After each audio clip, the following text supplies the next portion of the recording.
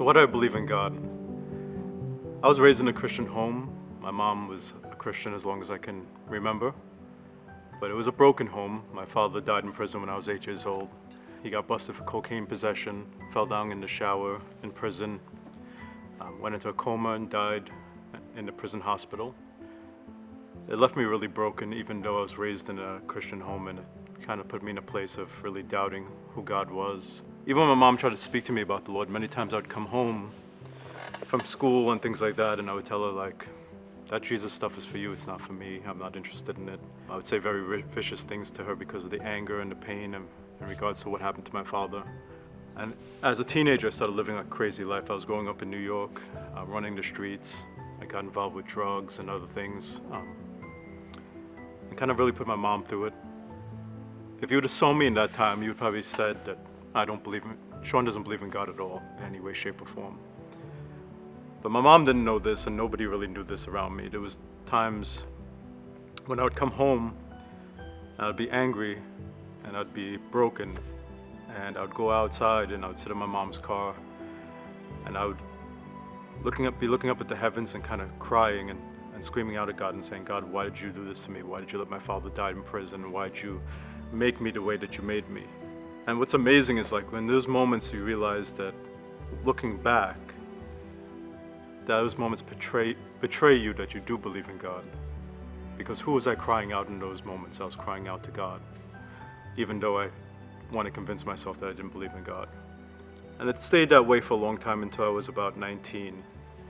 And I started getting into a lot of different things, running around with kids that were in bad situations, and I was getting involved with kids that were like robbing, stealing, doing drugs, you name it.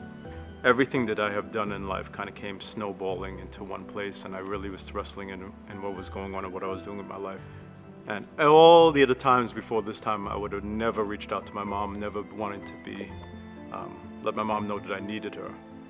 But in that moment, I needed my mom. I called my mom on the phone, and she was a believer. Then she was really close to the Lord. I need you to help me. And my mom, for the first time in my life, she turned to me on the phone and she was like, I'm placing you in the Lord's hands. And she hung up the phone on me immediately. And I remember being on that phone and like looking at the phone and being like, Mom, like, what's going on? You're supposed to be here for me. I was just broken. Everything that I had done and everything that I had chosen to do just led me to this one moment in time. And I got down on my hands and knees. And this is the first time that I prayed to God for myself. It wasn't somebody else praying for me. It wasn't church. It wasn't any of those things. And I got down on my hands and knees and I said to the Lord, I said, if you're real God, I give my life to you right now. And what was amazing, I didn't know this. My mom told me this later, but when she hung up the phone with me and she said, I put you in the Lord's hands, she started praying on the other side of things. And her prayer was, God, in your judgment, and everything that you're doing with him now, please remember your mercy. And tears were streaming down my face for the first time, and I really knew that God was working on my behalf from behind the scenes. I still wrestled with who God is and brokenness in my life. And the main brokenness that I had in my life was the fact that I grew up without a father. And this continued for a little while, where I was wrestling with what it meant to be a man, what it meant to measure up to a man. And my mom, I would say, asked me to go to a church service with her. And it was actually Father's Day. And there was a pastor at the front and he was preaching. I don't even remember what he was preaching about. And I was sitting in the back of the church. I would have never sat at the front of the church at that time. And as he was preaching, he was calling out sons and their fathers to the front of the church. And I was sitting in the back kind of like trying to squish down and not be seen. And as he was calling out the sons and their fathers to the front, he was ministering to them and he was praying over them.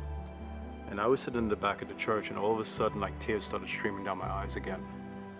And like everything that I was holding in regards to the brokenness of not having a father kind of bubbled up to the surface in that moment. And this is the one time that I heard God's voice audibly. And I heard God say to me in that moment, from this day forth, I'll be your father. And once I heard that, it broke something in me that I was carrying for a long time. And I knew in that moment who God was and is.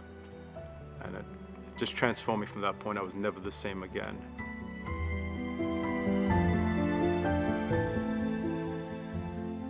Hi guys, my name is Brock. Thank you for watching that video. Encounter Church of Palmyra is a church family right here in Palmyra, Pennsylvania.